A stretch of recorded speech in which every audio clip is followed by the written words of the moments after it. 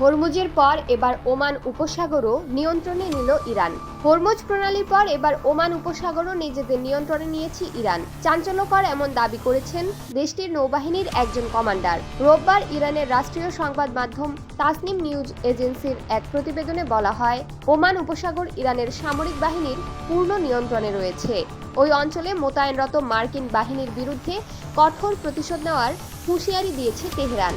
তাসনিম নিউজকে ইরানি ওই কমান্ডার বলেছেন, ইরানের সামরিক বাহিনী মার্কিন সেনাদের তাদের ক্ষেপণাস্ত্রের আওতায় আসার অপেক্ষায় রয়েছে। সীমার মধ্যে এলেই উপকূলীয় ক্ষেপণাস্ত্র ব্যবস্থার মাধ্যমে মার্কিন বাহিনীকে লক্ষ্যবস্তু করা হবে বলে সতর্ক করে দিয়েছেন তিনি বলেন, ইরানের ক্ষেপণাস্ত্র তৎপরতা ও সামরিক মহড়ার মুখে মার্কিন রণতরী ইউএসএস আব্রাহাম লিঙ্কন ইরানি জলসীমা থেকে শত শত মাইল দূরে সরে যেতে বাধ্য হয়েছে। ইরানের ওই কমান্ডার আরও বলেন, হরমুজ প্রণালীর পূর্বাঞ্চল এবং ওমান উপসাগর বর্তমানে ইসলামী প্রজাতন্ত্র ইরানের নৌবাহিনীর সম্পূর্ণ নিয়ন্ত্রণে রয়েছে। বিশ্লেষকরা মনে করছেন, ওমান উপসাগর ও হরমুজ প্রণালীর পূর্ব অংশে ইরানের এই একচ্ছত্র আধিপত্য ঘোষণার ফলে ওই অঞ্চলে মার্কিন সামরিক উপস্থিতির উপর বড় ধরনের চ্যালেঞ্জ তৈরি হলো।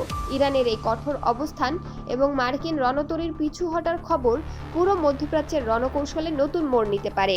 তেহরান স্পষ্ট করে দিয়েছে, তাদের জলসীমায় যে কোনো ধরনের অনুপ্রবেশের দাঁত ভাঙা জবাব দিতে তারা সম্পূর্ণ প্রস্তুত।